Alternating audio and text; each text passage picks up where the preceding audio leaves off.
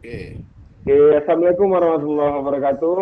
Waalaikumsalam. Waalaikumsalam warahmatullahi Waalaikumsalam wabarakatuh. warahmatullahi wabarakatuh. Kami dari kelompok 1B, pelatihan kepemimpinan pengawas Angkatan ke-13 tahun 2026, yang beranggotakan kelompok yang pertama saya sendiri, Selamat Riyadi. Selanjutnya, Yang kedua, saya Deska Kurniawan dari RSUD Raja Ahmad Tabib. Saya Yang ke Helvi Ferdinansyah dari Inspektorat Daerah. Bang Un. Ya, lanjut dulu Pak Lurah. Siap, perkenalkan nama saya Gilang Iksan Pratama dari Kelurahan Kampung Baru, Kecamatan Tanjung Pinang Barat, Kota Tanjung Pinang. Oke, selanjutnya saya Uun Yulis Ramdhani dari UPTT Instalasi Farmasi Dinas Kesehatan Provinsi Kepulauan Riau. baiklah kami kelompok 1B akan melakukan virtual tour pelayanan publik digital melalui mobil JKN. Jadi memang aplikasi yang sudah diluncurkan oleh pemerintah mobil JKN masih banyak juga nih, banyak keuntungan dan mungkin ada eh, terjadi dinamika di masyarakat. Mungkin ada masyarakat yang masih merasa ini memberatkan dan ada juga yang merasa ini menguntungkan gitu. Jadi menurut Pak Deska nih yang sebagai banyak mungkin kan Pengguna. karena di rumah sakit, apa sih sebenarnya keuntungan dan atau pengalaman terkait mobil JKN ini? Ya, terima kasih moderator. Kalau kita membayangkan keadaan sebelum layanan digital atau mobil JKN ini belum ada, kita harus datang sangat pagi ke rumah sakit atau ke paskes pertama. Kita mengambil nomor antrian, menanyakan jadwal dokter, mengisi data, lalu menunggu tanpa kepastian.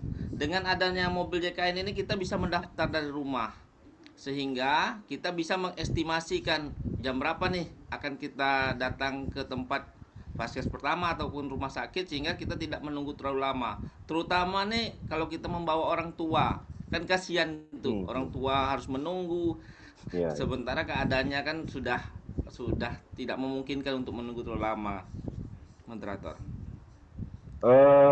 Jadi memang eh, banyak keuntungan juga yang dirasakan ya kan. Jadi tidak serta merta berarti pasien itu harus mengakses sendiri, jadi bisa dibantu oleh keluarga dan lain-lain.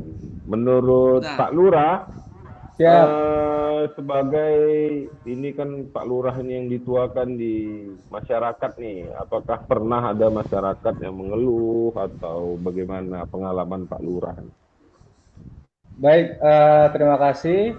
Memang betul untuk di lapangan memang kita akui terlepas dari niat baik dari pemerintah untuk menghadirkan segala macam kemudahan untuk pelayanan masyarakat, tapi memang masih ada satu dua pihak yang masih mungkin ya kalau bahasa kita sekarang mungkin belum terlalu ngeh terhadap teknologi dan ini memang tantangan juga bagi kami.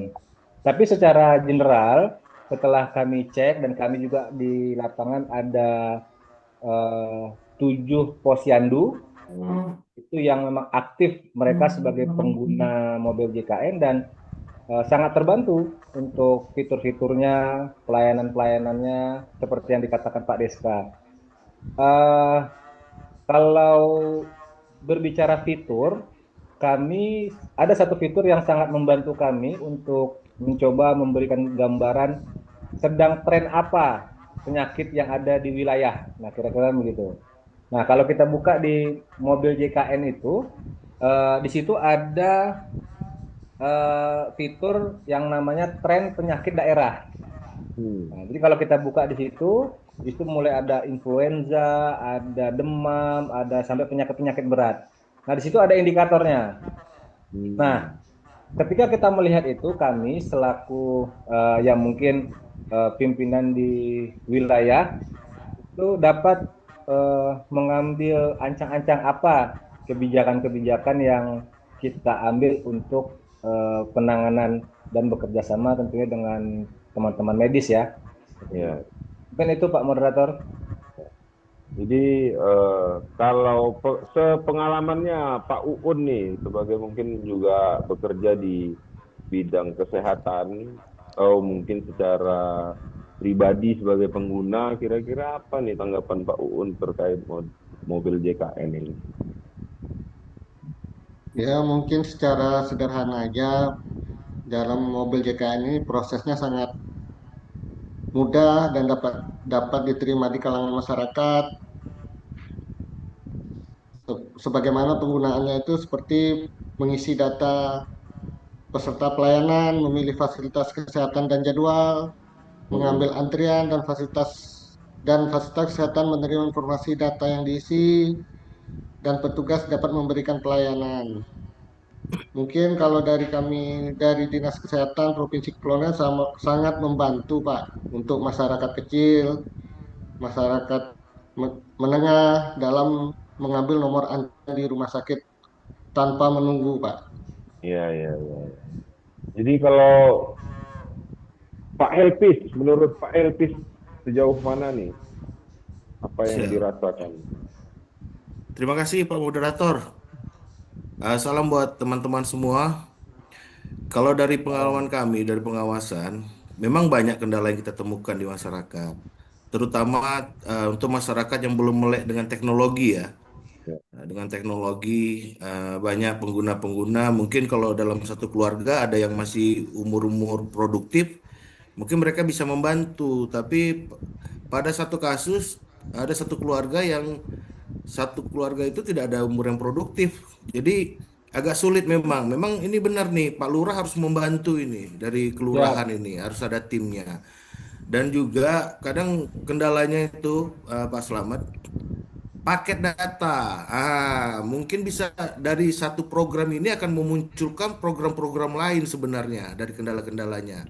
iya, Jadi kelurahan mungkin bisa menyiapkan satu titik free internet sehingga masyarakat yang tidak memiliki data, ya mohon maaf mungkin bagi masyarakat-masyarakat dengan ekonomi menengah ke bawah itu masih bisa melakukan registrasi gitu kan. Sehingga tanpa mereka punya paket data pun mereka bisa menggunakan fasilitas kelurahan. Dan di sini kalau saya lihat seperti yang tadi Pak Uun sampaikan dari bidang farmasi, Pak Deska dari bidang rumah sakit, mungkin ini jadi masukan juga dengan Pak Uun dan Pak Deska ketika di kelurahan dari pusat data awal terendah kalau kita bilang pendataan awal paling rendah kalau ada di masyarakat itu kan nanti ada tuh tren penyakit apa segala macam sehingga rumah sakit dan dinas kesehatan dalam merencanakan pengadaan obat di tahun berikutnya mengacu pada data JKN ini kalau bisa, ya kan? Jadi iya. nggak ada istilah kita berbicara obatnya tuh mubazir, ada obat-obat yang tidak bisa digunakan atau masyarakat sehingga harus membeli obat di toko-toko farmasi yang kalau kita bilang harganya yang tidak ini ya tidak disubsidi oleh pemerintah, tapi kalau obat-obat yang disediakan oleh pemerintah atau rumah sakit, nah itu kan kita sudah tahu pemerintah sudah melakukan subsidi pada obat itu untuk masyarakat. Mungkin begitu Pak Selamat. Ya, jadi memang yang kita ketahui bersama mungkin mobil JKN ini ada survei yang mengatakan kepuasan masyarakat itu bisa sampai 81% di tahun 2024. Jadi banyak memang yang merasakan dampak baiknya. Memang akan tetapi yang seperti Bapak-Bapak sampaikan tadi masih ada kendala-kendala, beberapa kendala yang masih ada orang tua yang belum paham dengan teknologi, terhambat terkait itu. Jadi kami juga pengen tanyakan sedikit nih terkait menu-menu apa saja sih yang ada yang Bapak Ibu ketahui dan di antara menu itu mana saja nih yang menurut Bapak Ibu yang paling bermanfaat nih, yang banyak manfaatnya gitu. Pertama mungkin kami arahkan ke Pak Deska dulu karena beliau mungkin jauh lebih paham daripada kita semua. Siap, terima kasih Pak Slamet selaku moderator. Dari sisi peserta tuh ada 4 kelompok yang mudah dipahami. Pertama, administrasi seperti melihat status peserta, data keluarga, Ya, oke. dan KIS digital. Yang kedua, pelayanan kesehatan seperti antrian daring, konsultasi riwayat pelayanan, jadwal operasi, screening dan informasi tempat tidur. Ketiga, informasi yuran, dan keempat, pelayanan keluhan dan pengaduan. Seperti itu, moderator. Jadi memang setelah dijelaskan Pak Deska itu memang sebenarnya manfaat mobil JKN ini sangat bagus gitu. Jadi masyarakat tidak tidak apa ada kepastian gitu. Jadi mereka mau datang itu tidak merasa mereka ini rumah sakit kamarnya lagi penuh atau apa segala macam karena sudah ada kepastian di mobil JKN itu. Jadi sekali, kalau menurut Pak Lurah nih, Pak Lurah, Pak Gilang. Ya, dari sekian banyak fitur yang menurut kami bermanfaat ya, semuanya bermanfaat, tapi menurut kami ada 3 yang secara kemanfaatan itu sama kami sangat membantu. Yang pertama terkait masalah pendaftaran, online ya tentunya untuk ke salah satu poli sesuai kebutuhan kita. Yang kedua itu screening riwayat kesehatan. Nah, ini secara pribadi kan kita juga harus tahu nih. Di situ tertera kita pernah berobat apa, terus kapan waktunya. Nah, ini kan bisa mereview. Nah, apa-apa saja obat yang kita minum dan segala macam, apakah ada tindakan. Nah, itu. Nah, yang ketiga yang menurut saya sangat berguna untuk saya tadi terkait fitur tren penyakit daerah. Nah, 3 itu Pak Moderator yang menurut kami sangat membantu kami. Pak Helpis, menurut Pak Helpis. Tapi gini Pak Lurah, kalau berbicara riwayat penyakit, riwayat pengobatan apa segala macam, bahkan obat apa saja yang kita pasien dapat, yang tindakan medis apa saja, saya rasa di rumah sakit ada yang namanya aplikasi SIM-RS, Sistem Informasi Manajemen Rumah Sakit, dan itu sudah memuat semua tindakan medis yang didapat oleh pasien. Tuh. Tapi ini saya mau nanya juga nih dengan Pak Deska ini, ya Ya, kan? ya. Apakah setiap pasien ketika dinyatakan sudah sehat atau keluar dari rumah sakit bisa menerima rekam medis tadi itu? Karena kalau kita mengacu pada Undang-Undang Kesehatan, rekam medis ini wajib diterima oleh pasien. Karena disitulah mereka bisa melihat tindakan apa saja, obat apa saja yang mereka terima. Bahkan ketika, mohon maaf nih ya, dengan tanda kutip, terjadi malpraktek, inilah pegangan dari pasien gitu. Mungkin ini akan, ya mohon maaf ya, karena dari sisi pengawasan ya kita melihatnya ya. Iya. Sebelum Pak Deska ini jawab nih, menurut Pak Uun eh, jauh mana nih fitur-fiturnya tadi? Ya mungkin ada tambahan sedikit untuk Pak Deska, mungkin dengan ada pelayanan JKN 24 Kerat ini bisa membantu lebih baik untuk pelayanan kesehatan, mendapatkan pelayanan yang lebih baik gitu Pak. Jadi memang pada prinsipnya tadi kan yang disampaikan kawan-kawan juga baik. Mungkin yang menurut Pak Elpis juga tadi itu apabila ada sinkronisasi nih, SIM RS itu kegiatan yang hanya ada di Provinsi Kepri atau gimana Pak Deska? SIM RS itu semua dari pendaftaran 24 Krat itu masuk di SIM RS. Tindakan-tindakan apa saja yang dilakukan oleh dokter juga diinput oleh dokter yang bersangkutan dan dibantu oleh perawat.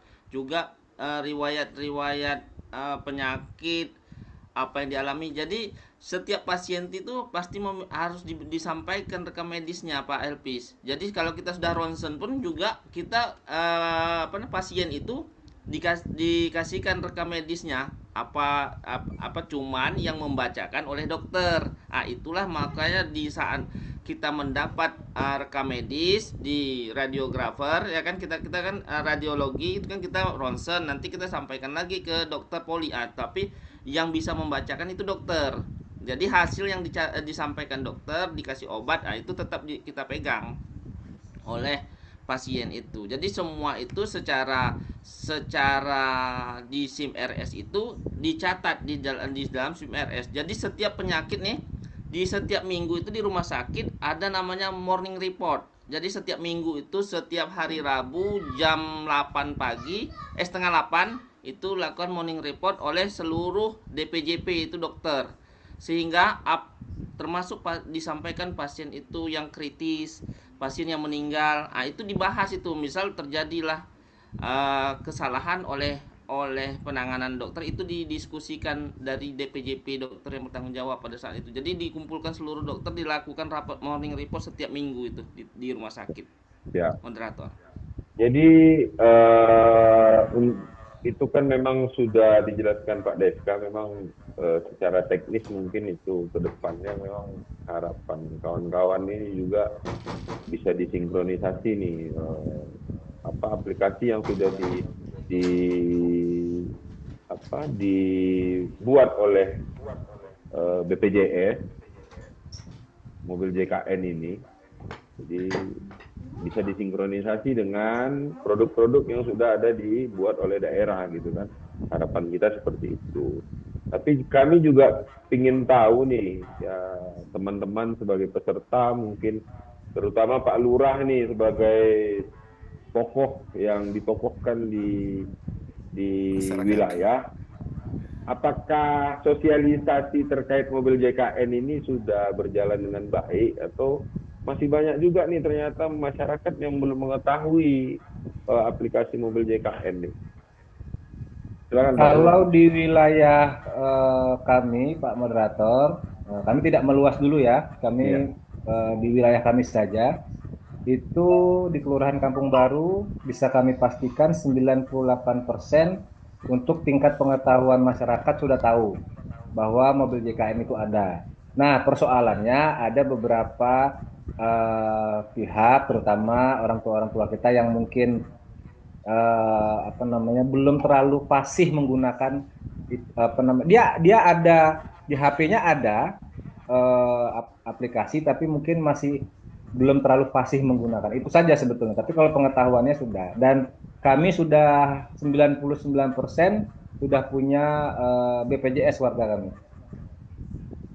Selanjutnya Pak Deska nih, apakah banyak masyarakat yang sudah datang nih ke rumah sakit tapi masih belum tahu nih ternyata ada aplikasi yang bisa memudahkan mereka untuk mendapatkan nomor antrian dan lain-lain nih. Pengalaman Pak Deska di rumah sakit. Iya. Pengalaman saya di rumah sakit sepertinya hampir semua sudah terdaftar sih di BPJS, sehingga dia sudah paham untuk mobil JKN ini. Cuman ada kadang-kadang kendala warga yang datang bukan asli Tanjung Pinang. Dia tiba-tiba sakit lah. Misal dia suami istri dulu tuh, yang pernah saya waktu melakukan MOD malam itu, dia tidak ada KTP di sini, tapi dia belum juga paham mobil JKN. Sementara istrinya ini hamil dan memang harus dirawat di rumah sakit. Kadang-kadang ada beberapa yang kendala seperti itu, karena kan kita juga tidak menutup kemungkinan akses orang luar masuk kan, sehingga kita nggak tahu nih ternyata bukan warga warga di Tanjung Pinang, tetapi dia dari Lampung, sehingga dia tidak ada JKN, tidak ada KTP. Biasanya kan dibantu nih oleh pemerintah kalau dia belum terdaftar di JKN melalui Dinas Kesehatan, melalui Jamkesda. Sehingga kadang-kadang yang seperti itu yang ada beberapa, tapi nggak hampir rata-rata ya sudah memiliki semua dan paham atas JKN. Di luar Provinsi Kepri berarti ya Pak Deska ya? Iya, pernah kejadian seperti itu. Kalau Pak Elvis, berdasarkan Pak Elvis ini kan di inspektoratnya, apakah pernah ada laporan yang sampai di inspektorat terkait pelayanan dan termasuk mungkin mobil JKN ini gitu? Kalau kami dari Inspektorat biasanya mengacu pada aplikasi Span Lapor yang bisa digunakan oleh masyarakat luas gitu. Memang ada beberapa pengaduan, tapi alhamdulillah sebenarnya hal-hal yang masih bisa ditangani oleh bidang kesehatan kita lah ya, Dinas Ya. Kesehatan dan RSUP Raja Ahmad Habib kan. Cuman ya itu tadi yang seperti Pak Deska sampaikan, mungkin ya ada inilah eh, gerakan dari Pak Lurah mungkin untuk di bidang pendataan penduduk pendatang sehingga hal-hal seperti ini kan bisa ditangani gitu. Tapi memang kembali lagi Pak Selamat, kadang kesadaran masyarakat yang perlu gitu kan. Kita sebagai pemerintah ini sebenarnya sudah memberikan segala daya upaya, sarana prasarana dan fasilitas serta perhatian. Cuman memang kadang masyarakat sendiri secara individu yang belum memiliki kesadaran tersebut gitu. Jadi betul mungkin kalau Pak Uun nih, apa kalau dari Pak Uun kan di bidang kesehatan juga nih, bagaimana nih pendapat Pak Uun nih terkait itu? Apakah ada orang mungkin keluarga sekitar, keluarga dekat atau masyarakat atau tetangga nih yang bertanya atau mengeluhkan nih terkait mobil JKN ini, Pak Uun? Ya mungkin kalau dari keluhan atau apa mereka mengeluhkan paling sistem nomor antrian mereka kadang-kadang apa yang mereka dapat tidak sesuai dengan yang mereka terima gitu Pak. Di Mungkin lapangan ya? mungkin ada yang lebih dulu, mungkin karena dia punya orang dalam atau gimana, mereka harus ngantri lebih Iya. lama. Mungkin itu bisa diperbaiki lagi. Jadi memang pada prinsipnya aplikasi yang sudah dibangun oleh pemerintah ini sangatlah baik. Ya, Betul. jadi kami juga tadi sudah mendengar dari bapak-bapak semua nih, aplikasi yang sudah dibangun sangat baik dan sudah ada tempat pelaporannya, yang juga ada aplikasi lain Span Lapor ya Pak Elvis ya, bisa Siap, dilaporkan. siap, siap. Dan juga kita ketahui mobil JKN ini ada hotline-nya kalau nggak salah saya. Jadi mereka standby 24 jam untuk mendapatkan laporan. Jadi kami mungkin Ada layanan pengaduan. ya layan pengaduan. Jadi kami di sesi yang terakhir ini mungkin kami eh, pengen mendapatkan pernyataan dari Bapak Ibu semua, apakah mobil JKN ini apakah sudah berjalan bagus atau segala macam atau bagaimana sih kita, karena tadi sudah bahas kekurangan dan kelebihannya dan hampir bisa kami simpulkan lebih banyak nih kelebihan dan keuntungan yang dirasakan oleh masyarakat. Kami pengen ada statement lah satu-satu dari Bapak Ibu untuk menyampaikan hal tersebut. Pertama dari Pak Deska. Silakan Pak Deska. Siap. Terima kasih moderator. Dari dengan adanya mobil JKN ini sehingga dapat membantu masyarakat kita, terutama masyarakat di Kota Tanjung Pinang, Provinsi Kepulauan Riau untuk melakukan antrian dalam melakukan berobat lah ke baik itu puskesmas pertama maupun ke rumah sakit. Dan juga sehingga dapat membantu karena di dalam mobil JKN itu kan banyak fitur dalam satu keluarga. Jadi apabila dia tidak keluarga yang apa kurang melek teknologi dapat dibantu oleh anaknya atau yang lebih paham tentang aplikasi sehingga mobil JKN ini tidak ada yang namanya terhambat sehingga kita dapat untuk pengobatan untuk wilayah Kota Tanjung Pinang dapat berjalan dengan baik sehingga dapat yang tadi satu lagi yang titik lemah tadi yang Pak Uun bilang nomor antrian tidak sesuai itu sebenarnya oknum secara mobil JKN-nya tidak Ya, betul tuh ada Pak. permasalahan oknum yang harus kita perbaiki itu saja Betul. Pak moderator terima kasih. Terima Assalamualaikum kasih warahmatullahi wabarakatuh. Pak Deska. Selanjutnya Pak Uun. Ya mungkin dari saya cuma ini aja. Secara ini mungkin mobil JKN ini sudah berjalan dengan baik, Pak. Sebagaimana sarana digitalisasi pelayanan JKN karena mampu mempermudah peserta dalam mengakses informasi, mengelola administrasi, dan mengambil antrian. Namun implementasinya masih perlu ditingkatkan lagi, Pak. terutama dalam hal kestabilan sistem dan jaringan, akurasi, kemampuan digital masyarakat, serta kesiapan fasilitas kesehatan dan petugas pelayanannya, Pak.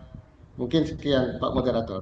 Terima kasih. Selanjutnya kami minta nih pernyataan dari Pak Elvis. Pak Elvis.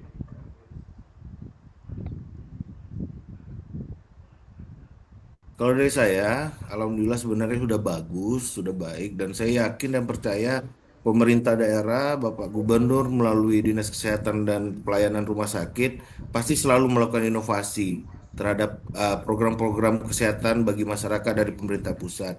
Yang tadi yang perlu kita perhatiin memang kesalahan-kesalahan dari para oknum yang menjadi titik berat kita bersama lah untuk bisa berubah sistem ini. Mungkin itu aja, Pak. Selanjutnya Pak Gilang, kami minta sedikit pernyataan dari Pak. Ya baik, menurut kami ini sudah baik dan jangan diubah-ubah lagi, tapi tetap ada perbaikan-perbaikan terus. Karena kebiasaan kita ini secara general kadang-kadang ganti pemimpin, ganti sistem. Nah, maksud kami yang sudah baik ini dilanjutkan saja seperti itu. Jadi ya mungkin penambahan fitur dan sebagainya. Nah, yang penting bagaimana memudahkan masyarakat itu saja. Terima kasih. Baiklah, mungkin kita sudah bisa menarik kesimpulan dari hal tersebut yang kita bahas tadi. Jadi mungkin statement akhir dari moderator, memang teknologi itu adalah sarana, jadi bukan tujuan untuk memudahkan apa yang ingin kita tuju. Jadi kita berharap apa-apa tadi yang sudah kita diskusikan kita bisa sama-sama mencari solusinya dan bagaimana kita juga menyampaikan dengan seperti Pak Deska tadi mungkin punya kewenangan di situ dan memberikan masukan. Ya harapannya memang pada kesimpulannya teknologi itu memang untuk memudahkan manusia dan mensukseskan tujuan yang kita tuju. Terima kasih. Kami dari kelompok 1B, ya kami mengucapkan terima kasih juga kepada WI dan coach yang mengajar kami. Mungkin sekian tugas kelompok dari kami. Terima kasih. Wabillahi taufiq wal hidayah. Wassalamualaikum warahmatullahi wabarakatuh. Waalaikumsalam warahmatullahi wabarakatuh.